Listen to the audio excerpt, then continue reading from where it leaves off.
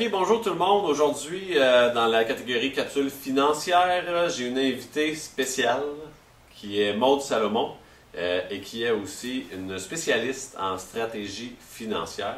Et elle va nous parler aujourd'hui d'une stratégie qui est très intéressante sur... Oui? Tu la trouves bonne? Oui, vraiment, excellent. vraiment, parce qu'elle m'en a glissé un mot. Sur les hypothèques. Mais Maude, je te laisse aller. Merci Sébastien. On va parler d'une stratégie que j'appelle la stratégie du taux variable. Je commence par vous dire que je ne donne pas de conseils sur quel type de taux prendre, taux variable, taux fermé, taux fixe, taux ouvert, choses comme ça. Mais une fois qu'avec votre courtier hypothécaire, vous avez décidé de prendre un taux variable, à ce moment-là, moi, je prends votre décision et je développe une stratégie pour mettre cette décision à notre avantage. Okay? Elle s'appelle donc la stratégie du taux variable. Qu'est-ce qu'un taux variable?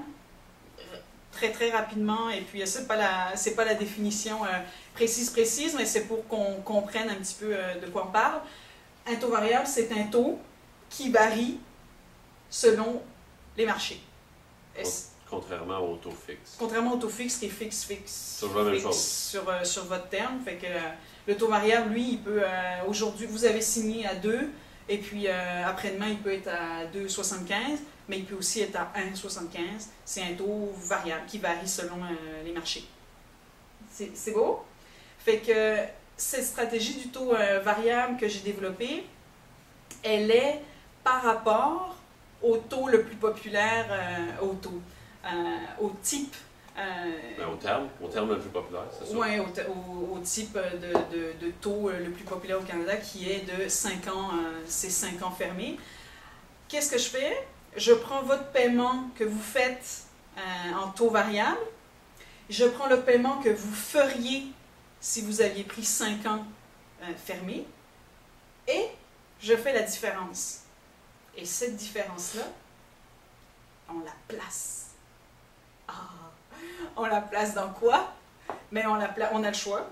Soit on la place en réel, on la place en réel de conjoint, on la place en REI, on la place en CELI.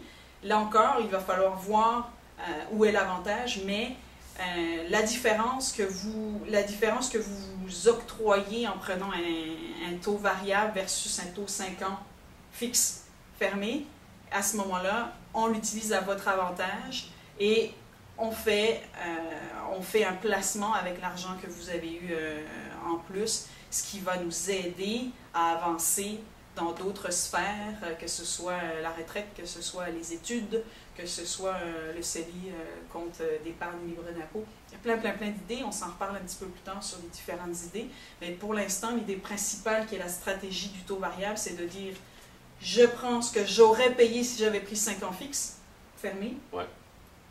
Et ce que je paye, je prends la différence et je l'investis.